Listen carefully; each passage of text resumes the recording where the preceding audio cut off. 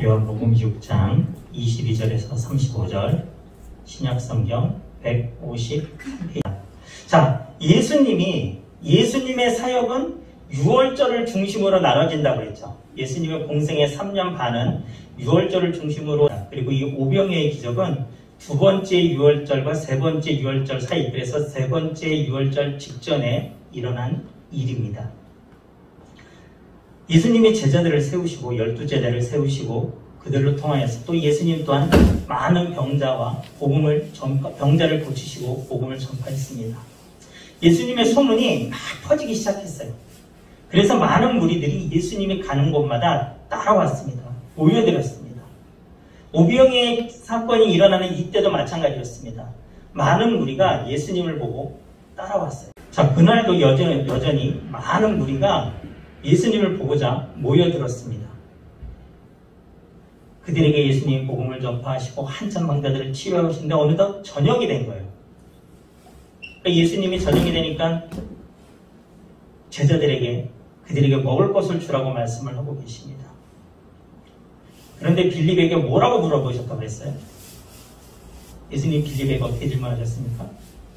우리가 어디서 떡을 사서 이 사람들을 먹이겠느냐?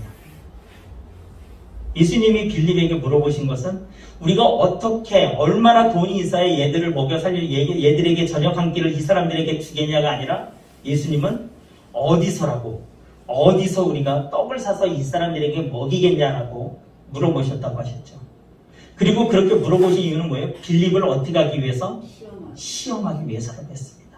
근데 이 빌립을 시험한다라는 개념은 빌립을 무슨 막 난처하게 하고 곤란하게 하려는 것이 아니라 깨달음을 주시기 위해서, 빌립의 믿음을 더하기 위해서 시험한 것이라고 얘기했습니다. 자, 예수님의 이런 질문에 빌립이 대답을 했어요. 어떻게 대답을 했습니까? 예수님, 이 사람들 다 먹이려면 200데나리온 있어야 됩니다. 라고 얘기했죠.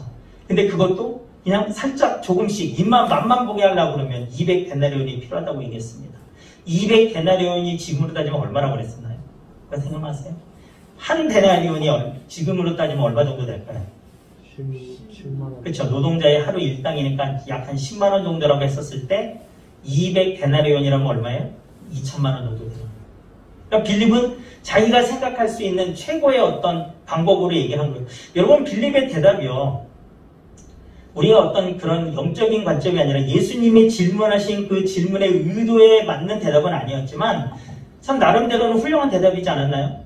왜냐면 그 많은 무리가 몇 명이 모였는지 빌립은 벌써 대충 센 거잖아요. 어느 정도 이런 됐겠다는 감을 잡았고, 그래서 합리적으로 이 사람들 다 먹이려면 돈이 얼마 정도 필요합니다라고 얘기를 한 거잖아요. 그렇죠? 아마 우리에게 예수님이 물어도 사실은 우리는 처음에 그렇게 생각하지 않을까요? 우리의 그 생각에는 그렇지 않습니까? 빌립은 그렇게 대답을 했어요. 자, 그리고 빌립에 이어서 이제는 또 누굽니까? 안드레가 예수님께 나옵니다. 근데 안드레는 그냥 나오지 않았어요. 손에 무언가를 들고 왔습니다. 뭘 들고 왔어요? 아이의 도시락이었던 보리떡 5개와 물고기 2마리를 들고 지금 안드레가 예수님께 나왔어요. 그러면서 안드레는 이렇게 하는 거예요. 예수님, 지금 있는 게 이거밖에 없는데 이걸 이 사람들 입에 지금 이 많은 무리들, 남자만 5,000명. 남자가 5,000명이라는 것은요, 그 당시에는 어린이와 여자는 세지 않았기 때문에 포함하면 최소 10,000명에서 최대 20,000명까지 볼 수 있는 인원이라는 거예요. 근데 예수님, 이거밖에 없는데 어떻게 이 사람들 입에 이거 풀칠이나 하겠습니까? 안드레도 나름대로 예수님 앞에 뭔가를 갖고 왔지만 부정적인 대답을 한 것이죠. 그런데 그때 예수님은 제자들이 가져온, 안드레가 가져온 그것을 가지고 보리떡 5개와 물고기 2마리를 가지고 축도하시고 그것들을 사람들에게 나눠주게 하십니다. 그랬을 때 그 많은 무리들이 어떻게 했습니까? 배불리 원하는 대로 먹었다는 것입니다. 그리고 12광주리가 남기까지 했다고 하죠. 남은 것을 모았을 때. 여러분, 우리가 이 장면을 한번 생각해 볼까요? 한번 상상 한번 해봅시다. 우리가 지금 2000년 전에 예수님이 지금 벳사다 언덕에서 이 오병이어의 기적을 일으키시고 있는 그 시대로 한번 돌아가 봅시다. 자, 안드레가 손에 보리떡 5개와 물고기 2마리를 지금 예수님 앞에 왔어요. 어린아이 도시락이 얼마나 됐겠습니까? 떡이 떡 하나가 이만했겠어요? 응? 거의 뭐 우리 손바닥만 하면 그것도 크지 않았겠습니까? 더 작았을 수도 있어요. 자, 그걸 5개 하고 물고기 2마리 조그만 어떤 그걸 다 먹은 게 이걸 갖고 왔어요. 자, 예수님이 그것을 가지고 하늘에서 축사하십니다. 여러분 이거 어떻게 나눠줬을 것 같으세요? 여러분 그 생각 한번 해보셨어요? 이거를 도대체 5,000명에게 일단은 뭐 남자만 5,000명이고 5,000명만 생각해 봅시다. 5,000명에게 이걸 어떻게 나눠줬을까 한번 생각해 보셨어요? 이 지금 예수님 한 손에 들고 있는 이거를 예수님 여러분 어떻게 쓸 것 같아요? 그냥 우리가 이거 막연히 읽었지만 실질적으로 우리가 생각을 해본다면 어떻게 쓸까요? 통째로 나눠주면 목이 또 생기고 또 생기고 다른 분들은 어떻게 쓸 것 같아요? 아니 우리가 그냥 이런 기적을 일으켰을 거나 했는데 우리는 그냥 믿음으로 믿는다고 하지만 어떻게 보면 믿지 않는 분들의 관점에서는 야 이걸 어떻게 해? 설명이 안 되잖아. 그럴 수 있잖아요. 근데 우리도 한번 생각해 봅시다. 여러분 어떻게 나눠줬을 것 같으세요? 안 그렇습니까? 참 난감하지 않습니까? 이거 지금? 이거를 어떤 목사님이 이 장면을 자기는 이렇게 쓸 거다라고 얘기를 하는데 제가 참 공감이 돼서 제가 한번 같이 나눠볼게요. 왜냐면, 자, 예수님이 이제 제자들 앞에 섭니다. 그 축사한 보리떡 5개와 물고기 2마리를 갖고 제자들 앞에 서요. 그리고 예수님이 12명의 제자들에게 그것을 잘라서 나눠줍니다. 야, 떡 5개도 나눠주기 만큼 잘라서, 야, 이렇게. 그러니까 어쨌든 간에 예수님이 보리떡 5개와 물고기 2마리를 12등분을 한 거죠. 12명의 제자들에게 나눠줍니다. 그리고 예수님이 그 제자들에게 딱 그 한마디 하시는 거예요. 야, 가서 나눠줘. 응? 자, 제자들 손에는 지금 뭡니까, 여러분? 엄청 작은 거죠. 여러분, 떡 5개하고 물고기 2마리 나눈 그거 얼마나 되겠어요? 12분의 1로 나눈다 그러면. 아마 손바닥 안에 제자들도 참 이거를 바라보면서, 이거를 그러지 않았을까요, 여러분? 제 생각에는 제자들이 예수님 얼굴 한번 쳐다보고 자기 손바닥에 예수님이 나눠준 그 12분의 1 떡하고 물고기 쳐다보고 했었을 것 같아요. 근데 예수님이 가서 나눠줘라. 그러니까 제자들은 아마 쭈삣쭈삣하면서 아마 뒤를 돌아갔고 그들에게 갔을 거예요. 그리고 첩사람이 좋겠죠. 자, 이거 좀 드세요. 좀 잘라줬을 수도 있고 뭐 통으로 줄 수도 있고. 그런데 줬는데 또 있네. 줬는데 또 있네. 그러지 않았을까요? 어떤 분들은 그런 얘기도 해요. 그럼 예수님이 한 2만 명 먹을 분량을 축사로 확 불린 다음에 나눠줬을 거라. 근데 그럴 것 같지는 않아요. 어쨌든 간에 어떻게 보면 제자들 입장에서는 이 오병이어의 그 사건 속에서 제자들은 굉장히 당황스러운 순간이 이어졌을 거예요.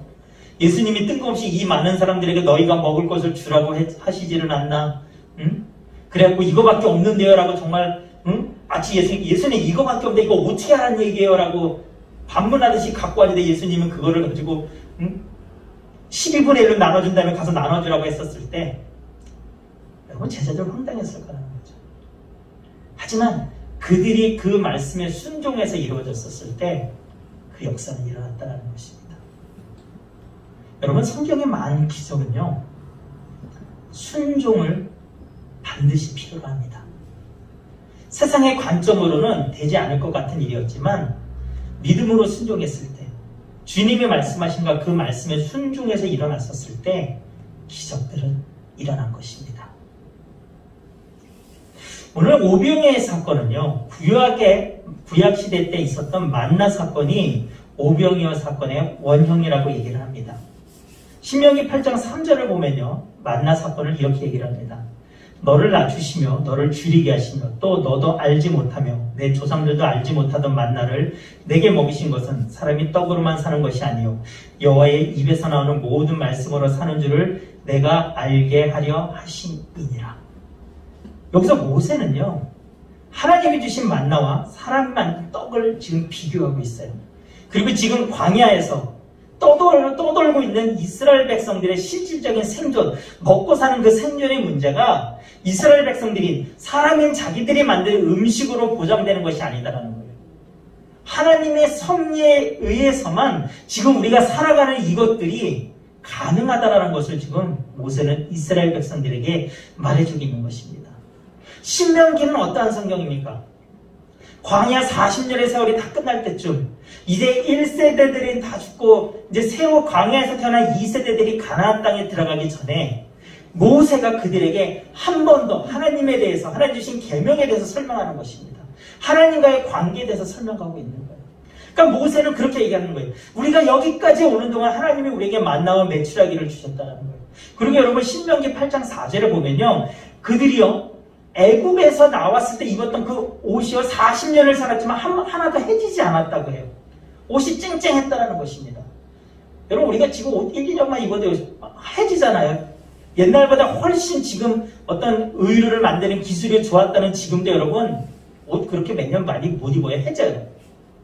그런데 그 기술이 낙후된 그 시대에도 40년을 지냈는데도 옷이 해지지 않았다고요. 하나님이 함께 하셨다는 것입니다. 모세는 이스라엘 백성들에게 지금 마지막으로 그걸 얘기한 거예요.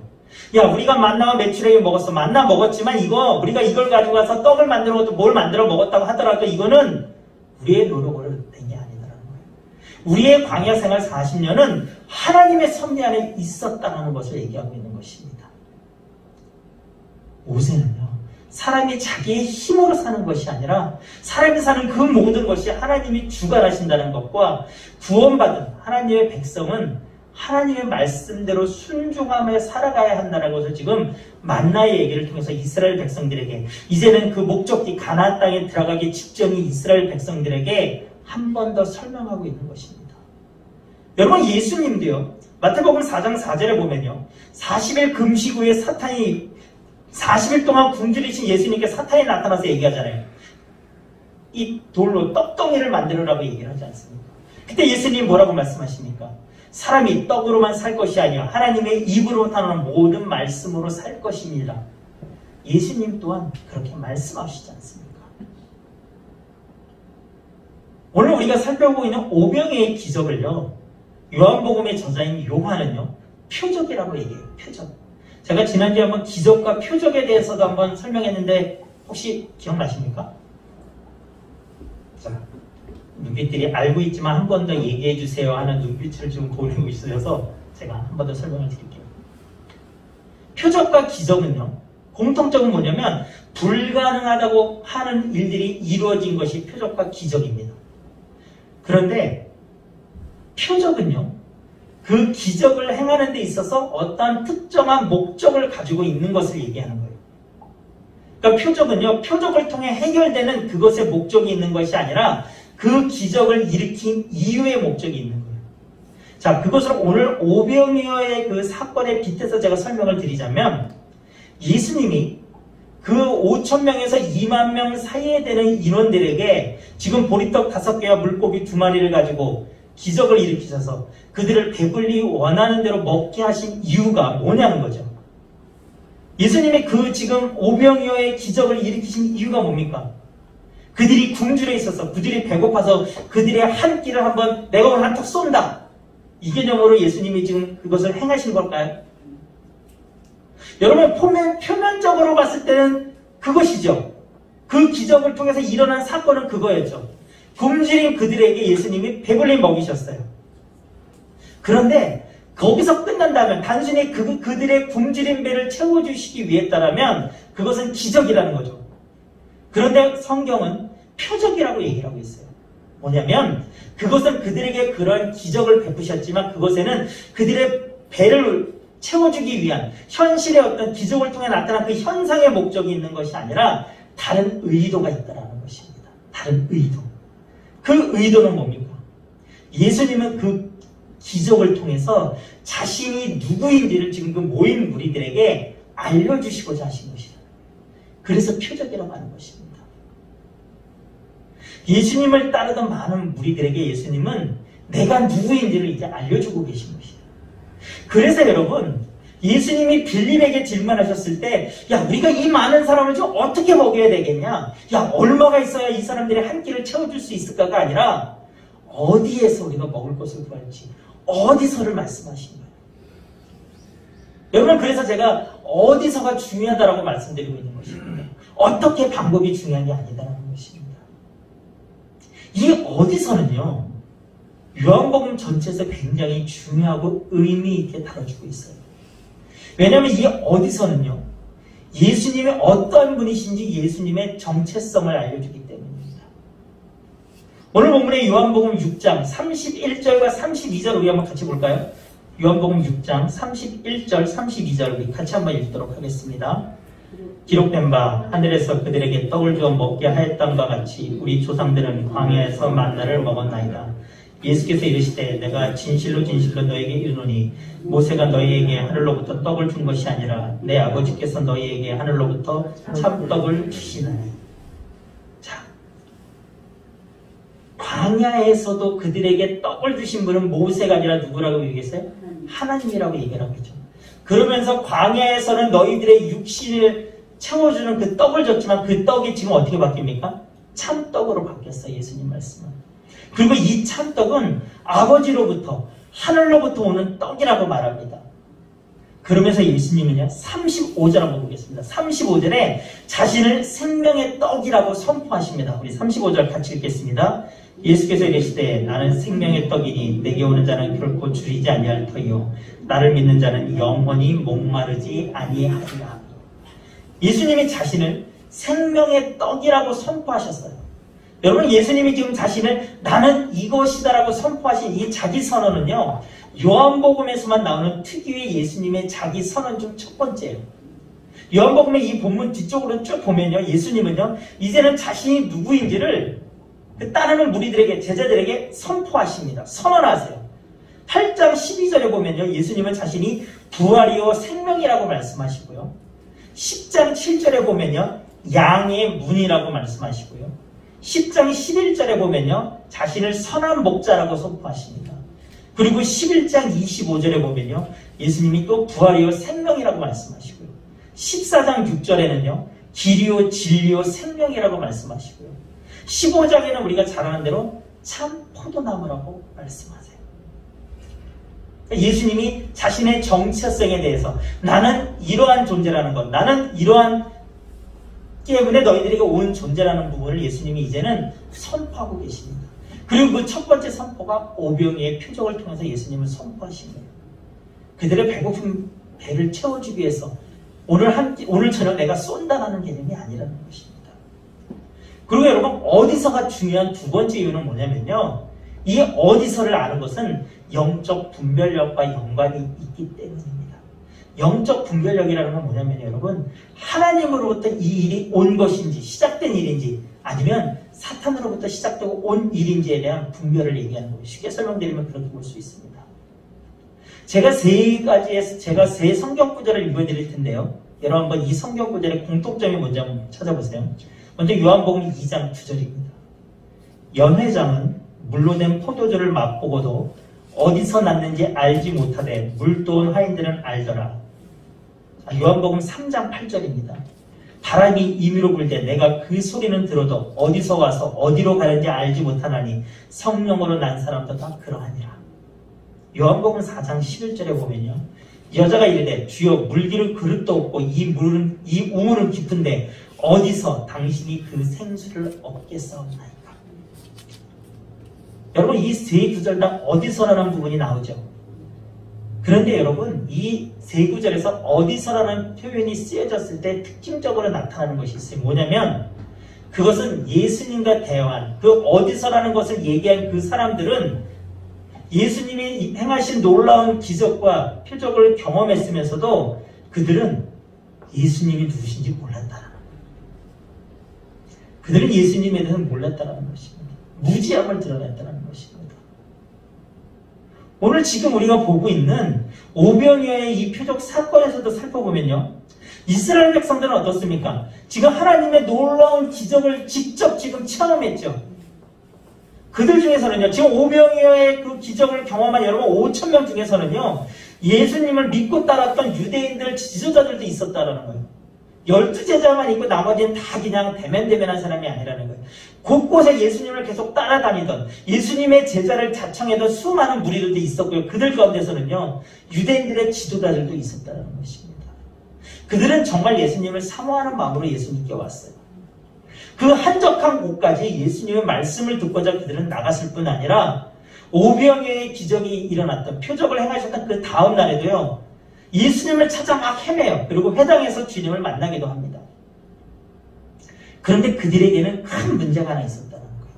뭐냐면 그들은 예수님이 어떠한 분이신지 보지 못했다는 것입니다. 즉 영적으로 장님이었다는 거예요. 그들은 자기들 스스로 예수님을 안다라고 얘기했지만 그들은 예수님이 어떤 분인지 진정 알지 못했다는 것입니다. 그래서 예수님은요, 요한복음 6장 36절에 그러나 내가 너희에게 이르기를 너희는 나를 보고도 믿지 아니하는도다. 예수님이 이렇게 말씀하시는 거예요. 너희들은 나를 보고도 믿지 않는다라고 얘기를 하는 것입니다. 이 말은 그들이 예수님을 전혀 알아보지 못했다는 것이 아니라 영적인 분별력이 없었다는 거예요. 예수님이 정말 어떠한 분이신지 그들은 깨닫지 못했다는 것입니다. 예수님 왜 이렇게 말씀하셨습니까? 왜 그들은 그토록 예수님을 제자라고 하면서까지 따랐지만 그들은 예수님을 몰랐습니까?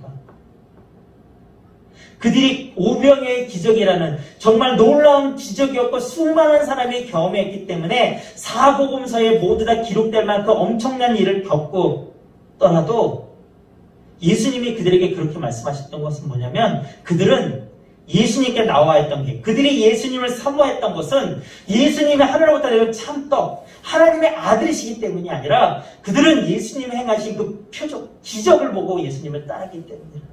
그들은 예수님의 능력에 초점이 맞춰져 있었다는 것입니다. 그들은 예수님의 놀라운 일을 행하시고 귀신을 쫓고 자기들에게 먹을 것을 줬고 자기들의 몸을 고쳐줬기 때문에 그들은 그 능력에 초점이 돼서 예수님을 믿고 따랐다는 것입니다. 그래서 예수님이 요한복음 6장 26절에 이렇게 말씀하시잖아요. 예수께서 대답하여 이르시되 내가 진실로 진실로 너희에게 이르노니 너희가 나를 찾는 것은 표적을 본 까닭이 아니요 떡을 먹고 배부른 까닭이라. 떡을 먹고 배불렀기 때문에 너희가 지금 나를 찾는다는 것입니다. 여러분 오늘 본문 그 앞에 제가 배경 설명을 안 드렸었는데 뭐냐면요. 지금 오늘 본문은 오병이어의 그 표적 사건 다음 날이에요. 예수님이 오병이어의 기적을 일으키시니까 그들이 예수님을 강제로 자기들 마음대로 예수님을 왕으로 삼으려고 했어요. 그러니까 예수님이 그들을 흩으십니다. 그리고 예수님은 산으로 올라가시고 제자들은 강 건너로 내보내세요. 자, 갈릴리 호수가 여러분 이렇게 있습니다. 갈릴리 호수가 이렇게 있다고 한다면 지금 벳세다 언덕, 오병이어의 기적이 일어나고 있는 벳세다 언덕은 동쪽이에요. 그러니까 우리나라로 따지면 한 춘천이나 홍천 뭐 그쪽 위치라고 생각을 한다고 한다면 그리고 예수님은 산으로 올라가세요. 기도하러. 사람들이 막 자신을 왕으로 삼으러 가니까 산으로 올라가 제자들은 먼저 예수님 강 건너로 보내세요. 그러니까 지금으로 따지면 뭐 인천 우리 지금 사는 이쪽으로 보내신 거예요. 배 타고 빨리 건너가라고. 자, 사람들은 제자들이 예수님이 제자들을 배를 타고 보낸 거는 확인했어. 그죠? 근데 예수님은 같이 안 갔어. 예수님은 산으로 올라갔어. 자, 다음날 여러분 그들이요 예수님을 찾으러 와요. 왔는데 배도 없고 제자들은 당연히 그날 밤에 건너갔으니까 없어. 근데 예수님이 안 계시네. 그들이 예수님 왜 찾으러 왔겠어요? 또 먹을 거 달라고 온 거예요. 그분 앞에만 있으면 그냥 나 아무것도 안 해도 그냥 먹을 거 해결되겠다고 생각을 한 거죠. 근데 예수님이 안 계시네. 그럼 흩어져야 되는 거잖아요. 여러분 그들이 어떻게 했는지 아세요 여러분? 배 타고 여러분 쫓아갔어요. 제자들 있는 대로. 글로 가서 예수님 또 만난 거예요. 여러분 그들은 지금 이거 봉 잡았다고 생각을 하고 예수님 잡아야 되겠다고 생각을 한 거예요. 그러니까 그들은 예수님만 있으면 우리 먹고 사는 문제가 해결될 거라고 생각했더니 예수님을 그렇게 따랐던 것입니다. 그래서 요한복음 6장의 40절 그리고 48절에서 51절에 보면요. 예수님이 말씀하세요. 내 아버지의 뜻을 아들을 보고 믿는 자마다 영생을 얻는 이것이니 마지막 날에 내가 이를 다시 살리리라 하시니라. 내가 곧 생명의 떡이니라. 너희 조상들은 광야에서 만나를 먹어서도 죽었거니와 이는 하늘에서 내려온 떡이니 사람으로 하여금 먹고 죽지 아니하게 하는 것이니라. 나는 하늘에서 내려온 살아있는 떡이니 사람이 이 떡을 먹으면 영생하리라. 내가 줄 떡은 곧 세상의 생명을 위한 내 살이니라 하시니라. 그들은 기적 자체만 관심이 있었어요. 여러분 이처럼요. 우리가 하나님께 나아가지만요. 내 목적을 위해 하나님을 수단으로 삼는 사람들에게는요. 절대로 영적인 분별력이 생기지 않아요. 영적인 분별들이 생기지 않는다는 얘기는 뭐냐면요. 우리의 삶 가운데서 하나님의 뜻하심, 하나님의 인도하심을 여러분 우리가 깨닫지 못한다는 것입니다. 내가 신앙생활하고 내가 교회에서 예배 드리지만 그것은 나의 만족을 위해서 예배 드린다는 거예요. 나의 만족을 위해서 교회에 온다는 것입니다. 뭔가 그냥 하나님의 기적을 내가 얻기 위해서 나는 온다는 거예요. 하나님이 나를 얼마나 사랑하시는지, 내가 하나님의 자녀로서 내가 어떻게 이 세상을 살아가야 되는지, 나를 향한 하나님의 뜻은 무엇인지에 대해서는 관심이 없다는 것입니다. 알지 못한다는 거예요. 왜냐하면 의도가 순수하지 않기 때문입니다. 기적에만 초점이 맞춰져 있기 때문입니다.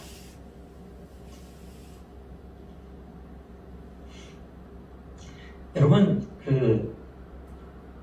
우리 한번 볼까요? 요한복음 6장 한번 볼게요. 6장 48절에서 57절 한번 볼까요? 48절에서 57절 우리 같이 한번 읽겠습니다. 내가 곧 생명의 떡이니 너희 조상들은 광야에서 만나를 먹었어도 죽었거니와 이는 하늘에서 내려온 떡이니 사람으로 하여금 먹지 아니하게 하는 것이니라. 나는 하늘에서 내려온 살아있는 떡이니 사람이 이 떡을 먹으며 영생하리라. 내가 줄 떡은 곧 세상을 생명을 위한 내 사할이니라 하니라. 그러므로 유대인들이 서로 다투어 이르되 이 사람이 어찌 능히 자기 살을 우리에게 주어 먹게 하겠느냐. 예수께서 이르시되 내가 진실로 진실로 너에게 이르노니 인자의 살을 먹지 아니하고 빈자의 피를 마시지 아니하면 너희 속에 생명이 없느니라. 내 살을 먹고 내 피를 마시는 자는 영생을 가졌고 마지막 날에 내가 그를 다시 살리리니 내 살은 참된 양식이요 내 피는 참된 음료로다. 내 살을 먹고 내 피를 마시는 자는 내 안에 거하고 나도 그 안에 거하느니라. 살아있는 아버지께서 나를 보내심에 내가 아버지로 말미암아 사는 것 같이 나를 먹는 그 사람도 나로 말미암아 살리라.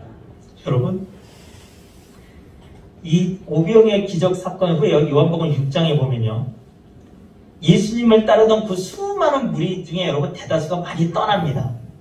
왜 떠난 줄 아세요, 여러분? 예수님이 지금 말씀하신 이 설교를 이해하지 못했어요. 예수님이요, 지금 뭐라고 얘기하고 있습니까? 자신의 살을 먹고 피를 마셔야 한다라고 지금 말씀하고 계시죠.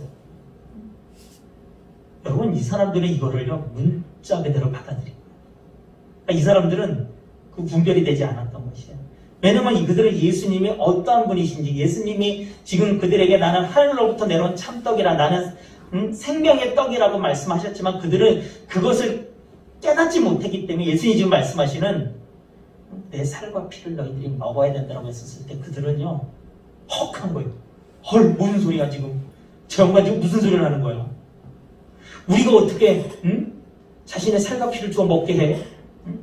여러분 52절에 그러잖아요. 유대인들이 서로 다투어 이르되 이 사람이 어찌 능히 자신의 살을 우리에게 주어 먹게 하겠느냐. 예수님이 어떤 분이 깨닫지 못한 사람은 그거예요. 야, 저 사람 이상한 얘기한다 그런 거고, 예수님이 어떤 분인지 깨달은 사람은 야, 예수님 그 말씀하고 계신 게 아니야. 다투었다고 하는 것입니다. 대다수의 떠난 사람들은요, 그다지 종교 지도자가 하는 말대로 잘못됐다고 생각을 했어요. 왜냐하면 성경에서는 여러분 짐승의 피도 먹지 못하게 해요. 구약에서는. 그런데 어떻게 지금 예수님이 자기의 피를 먹으라고 하고 있다는 거예요. 그들은요, 그들의 예수님의 그 말씀을 듣고 자신들의 종교 지도자들이 얘기한 것처럼 예수님이 잘못됐다라고 그들은 그 잘못된 증거라고 생각했기 때문에 그들은 떠났다는 것입니다. 여러분, 이처럼요, 예수님이 어떠한 분이신지, 예수님이 어디로부터 오신 분인지를 아는 것은요, 영적인 분별력과 연관되기 때문에 중요한 것입니다. 예수님이 하늘로부터 내려오신 이유가 무엇입니까? 요한복음 6장 37절, 38절은 이렇게 얘기합니다. 아버지께서 내게 주시는 자는 다 내게로 올 것이요 내게 오는 자는 결코 내쫓지 아니하리라. 내가 하늘에서 내려온 것은 내 뜻을 행하려 함이 아니요 나를 보내신 이의 뜻을 행하려 함이니라. 예수님이 이 땅에 오신 것은 예수님을 하늘에부터 내려오게 하시면 하나님의 뜻을 행하게 하려 하신다는 거예요. 하나님의 뜻이 무엇입니까? 예수님을 십자가에 죽게 하심으로 해서 온 인류를 구원하고자 하시는 것이 하나님의 뜻이죠. 그래서 예수님은 자신을 생명의 떡으로 주어서 우리에게 영생을 얻게 하시는 거고요. 하나님과 범죄하는 우리 인간 사이에 지금 중보자가 되기 위해서 이 땅에 오신 것이잖아요. 그리고 나아가서 예수님을 믿음으로 구원받은 성도들은요, 이제는 세상의 가치가 세상에 먹는 것으로만 내가 이 세상을 살아가고 산다고 생각하는 것이 아니라 하나님의 기준, 하나님의 말씀을 기준으로 하나님 입에 나오는 그 말씀으로 순종하며 살아야 한다는 것을 얘기하고 있는 것입니다. 여러분 오늘 오병이의 기적은요. 이 표적 사건은요. 단순히 예수님이 크게 한턱 쏜 그 사건이 아닙니다. 예수님이 처음으로 자기들이 어떤 분이신지 내가 왜 이 땅에 왔는지를 선포하신 것입니다. 예수님은 생명의 떡이십니다. 예수님은 우리로 하여금 구원받고자 우리를 구원하시기 이 땅에 오신 분이십니다. 그리고 그렇게 구원받은 우리를 하나님의 말씀대로 살게 하고자 예수님이 이 땅에 오신 분이십니다. 여러분 우리의 신앙을 한번 우리도 되돌아봐야 됩니다. 나는 그 예수님의 그 배부름을 위하여서 예수님이 주신 그 떡 먹고 배불렀기 때문에 원하는 만큼 먹었기 때문에 내 줄임배를 움켜줬기 때문에 예수님은 찾고 있는 건 아니지.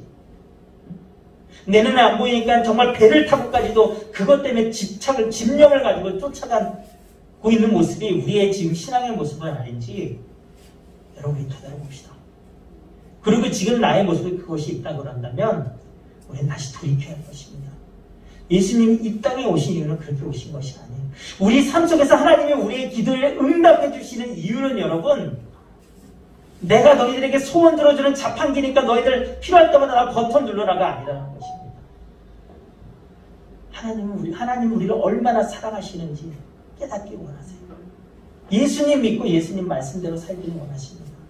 하나님의 입에서 나는 말씀, 성경 말씀대로 우리가 이 땅을 살아가고 승리하기를 원하십니다. 그리고 이 땅의 삶이 끝난 후에 정말 예수님 다시 오신 그날에 천국에서 함께 하는 영광 가운데 살기를 원하십니다. 여러분 예수님 하나님은 우리가 원하시는 그거예요. 그래서 우리 신앙생활을 하는 것입니다.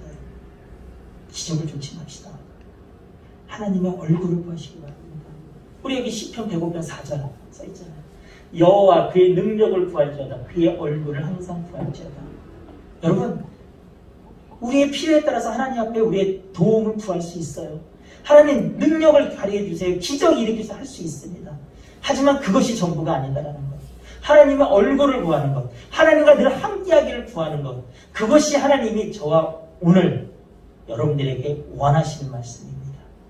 우리 그런 삶을 사시기 바랍니다. 우리 찬양하고 우리 그것을 위해서 기도하겠습니다.